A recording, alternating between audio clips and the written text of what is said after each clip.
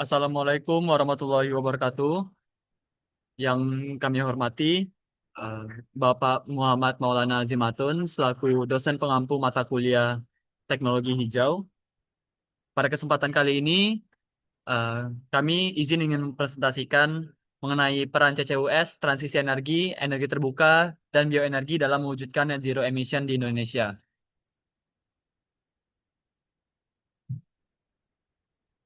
Adapun kelompok kami beranggotakan 3 orang, yaitu dengan saya sendiri, Haikal Maulana Fauzi, dengan NIM 040, lalu ada Yuga Satya Lindone Mega dengan NIM 117.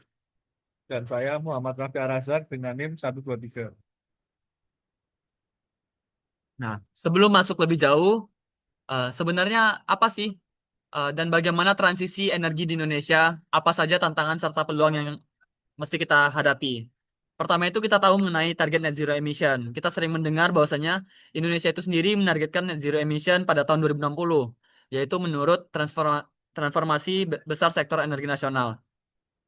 Yang kedua itu gas alam sebagai transisi, di mana gas alam berperan sebagai energi transisi dengan emisi karbon lebih rendah dibandingkan batu bara ataupun energi fosil lainnya. Nah, yang terakhir, yang ketiga yaitu adalah peran teknologi CCUS. CCUS itu sendiri sebagai mahasiswa teknik kimia tentunya kita sudah tidak asing, yaitu carbon capture, utilization, utilitas, dan storage. Nah, teknologi CCUS ini sendiri sangat krusial untuk mengurangi emisi karbon dari sektor industri dan migas yang sulit didekarbonasi. Sehingga perjalanan menuju energi bersih membutuhkan inovasi dan komitmen untuk membuka peluang besar bagi pengembangan teknologi hijau. Nah, sebenarnya apa sih CCUS itu? CCUS sendiri adalah singkatan dari Carbon Capture, Utilization, Utilization and Storage. Ini adalah serangkaian teknologi yang bertujuan untuk menangkap karbon dioksida atau CO2 dari sumber emisi yang besar, seperti pembangkit listrik atau fasilitas industri. Nah, di mana sebelum dilepaskan ke atmosfer, CO2 itu ditangkap, yang kemudian dapat dimanfaatkan atau disimpan secara permanen. Pertama itu ada pemanfaatan atau U. Nah, kondisi ini memungkinkan CO2 dapat digunakan kembali untuk produksi bahan bahan bakar sintesis seperti EOR atau Enhanced Oil Recovery atau sebagai bahan baku kimia hijau. Nah, yang kedua itu dapat disimpan atau di storage. CO2 yang tidak dimanfaatkan akan disimpan secara permanen di formasi geologi bawah tanah yang aman, seperti aquifer, asin, atau lapangan minyak atau gas yang sudah habis. Nah, di sebelah kiri dapat kita perhatikan carbon capture proses itu sendiri yang berasal dari industrial production, CO2 capture, CO2 compression, dan CO2 injection yang kemudian juga dapat di storage di dalam tanah. Nah, berikut kami tampilkan sedikit footage mengenai CCUS itu sendiri. Global demand for energy is increasing, and the challenge is to meet this demand while reducing our carbon footprint. Part of Shell's solution involves carbon capture and storage, and that's why we built Quest at our Scotford upgrader. The upgrader turns thick, heavy oil from the oil sands from bitumen into synthetic crude, that can then be refined into everyday products like gasoline and jet fuel. Shell uses hydrogen to upgrade the bitumen to a lighter oil, but making hydrogen creates carbon dioxide, or CO2. Quest captures the CO2 from the upgrader's hydrogen manufacturing plant, a product called amine that absorbs the CO2. CO2 is then separated from the amine and pressurized to turn the CO2 gas into a liquid that can be transported by pipelines 5 kilometers north, 3 well here. At the wells, liquid CO2 is injected more than 2 kilometers underground into a layer of rock filled with interconnected pores. The CO2 becomes trapped in the pores and locked in under many layers of solid watertight rock. Constant monitoring both above and below ground makes sure the CO2 stays safely and permanently in place. Quest is on track to capture and store over 1 billion tons of CO2 every year. That's equivalent to the emissions of about 250,000 cars. We know that up here, carbon dioxide is a big problem, but we believe down there lies an important part of the solution.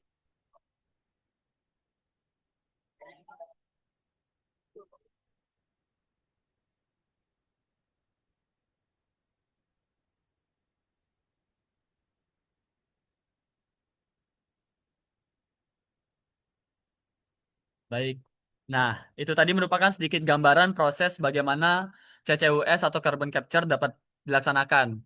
Seperti itu. Jadi, sederhananya adalah prosesnya yaitu menangkap karbon yang dihasilkan oleh industri, baik itu industri kimia ataupun industri migas yang kemudian diolah dan disimpan di dalam tanah.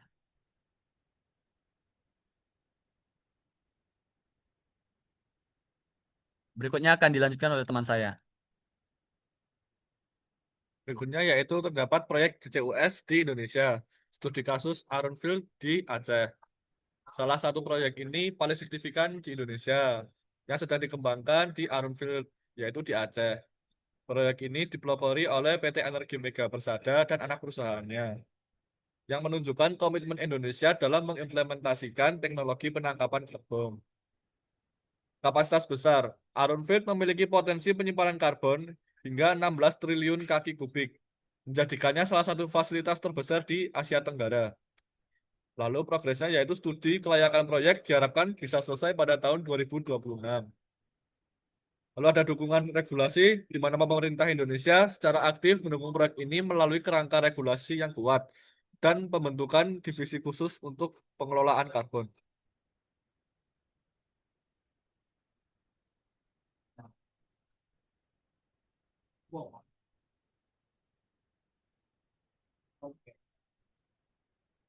Selanjutnya yaitu CCUS dalam transisi energi global dan nasional.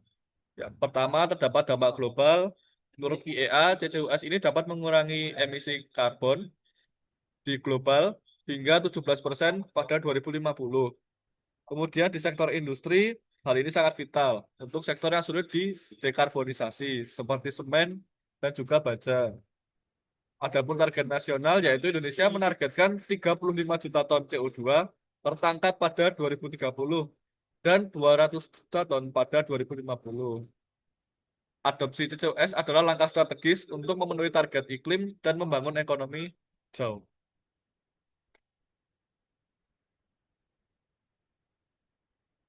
Oke, selanjutnya bahasan yang kita bahas adalah energi terbuka atau sumber energi terbarukan yang melimpah. Energi terbuka seperti tenaga surya, angin, dan hidro merupakan tulang punggung sistem listrik bersih pada masa depan. Indonesia sebagai negara tropis kepulauan diberkahi dengan potensi besar untuk pengembangan energi-energi ini. Contohnya, tenaga surya. Indonesia memiliki potensi sinar matahari rata-rata 4 sampai 5 kWh per meter kuadrat per harinya.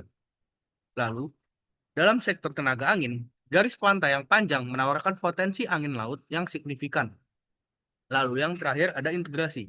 Integrasi energi terbuka dengan CCUS dan bioenergi akan memperkuat sistem energi yang berkelanjutan dan resilient. Selanjutnya, bioenergi dan BECCS menggabungkan energi terbarukan dan penangkapan karbon. Apa itu bioenergi? Jadi, dalam bioenergi, bioenergi digunakan biomasa atau tanaman limbah pertanian sebagai sumber energi itu sendiri. Jadi CO2 diserap saat tanaman itu tumbuh, menjadikannya karbon yang netral. Lalu bagaimana dengan BECCS atau Bioenergy with Carbon Capture and Storage? Di sini CO2 ditangkap dari proses bioenergi untuk mencapai emisi yang negatif. Nah, contoh nyatanya yang sudah ada di dunia yaitu pabrik bioetanol di Amerika Utara yang menangkap hingga 1 juta ton CO2 per tahun. Hal ini menunjukkan potensi yang sangat besar pada bioenergi carbon capture storage. Lalu selanjutnya inovasi pemanfaatan CO2 biologis dan kimiawi. Oke, yang pertama ada proyek COOC Eropa.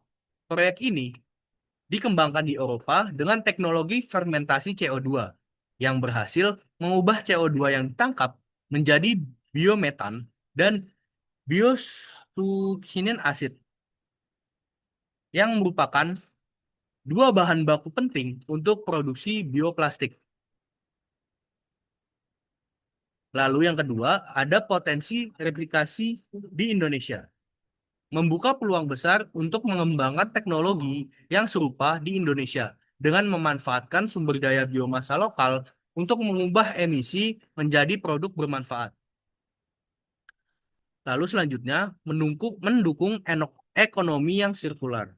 Inovasi ini mendukung prinsip ekonomi sirkular di mana limbah diubah menjadi sumber daya baru serta mengurangi ketergantungan pada bahan bakar fosil dan mengurangi emisi secara simultan.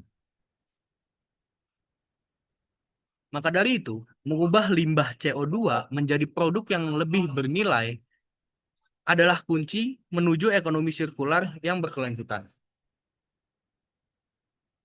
Lalu, adapun tantangan dan strategi untuk mencapai keberhasilan itu sendiri.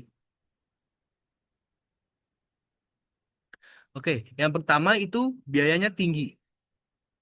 Investasi awal dan biaya operasional dari CCUS itu masih terbilang tinggi.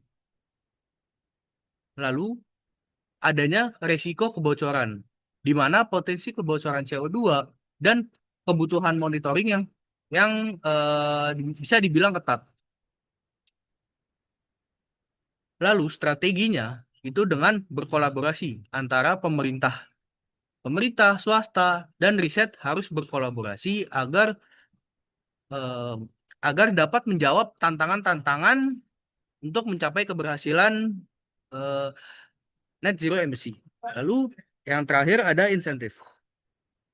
Kebijakan insentif dan dukungan fiskal dapat menarik investasi, sehingga strategi yang akan digunakan akan berhasil. Maka dari itu, mengatasi tantangan ini akan mempercepat adopsi teknologi CCUS dan energi terbarukan yang membuka jalan menuju masa depan energi yang lebih bersih.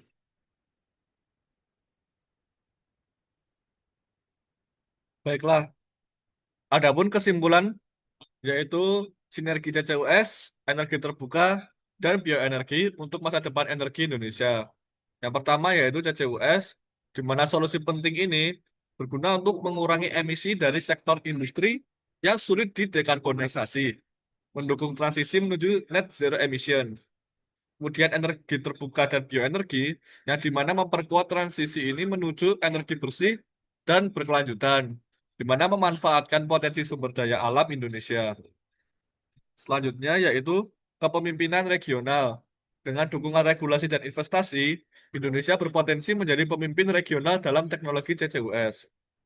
Lalu, masa depan bersama. Kolaborasi lintas sektor adalah kunci untuk mewujudkan masa depan energi yang ramah lingkungan dan berkelanjutan bagi generasi yang akan mendatang. Baiklah, mungkin sekian hasil presentasi dari kelompok kami. Apabila ada kurang dan salahnya, kami memohon maaf. Wabillahi taufiq wal hidayah. Wassalamualaikum warahmatullahi wabarakatuh.